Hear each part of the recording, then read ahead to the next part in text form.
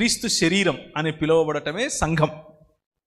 దాంట్లోకొచ్చి నువ్వు మళ్ళా నేను కులము గోత్రము ఫలానా ఫలానా అంటే నువ్వు బేసిక్గా అనుసరిస్తున్నది క్రీస్తును కాదు, నువ్వు అనుసరిస్తున్నది మను.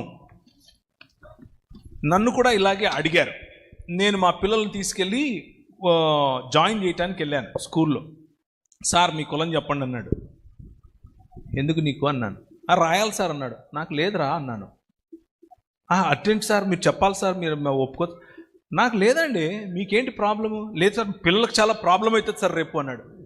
నా పిల్లలకు కదా ప్రాబ్లం, నీకేంటి ప్రాబ్లం? నేను చెప్తున్నాను నాకు కులం లేదని, నువ్వు జనరల్ అని రాయి అక్కడ అన్నాను. సరే సార్ మీ ఇష్టం అన్నాడు, రాశాడు. ప్రతిఘటించడం నేర్చుకోవాలి.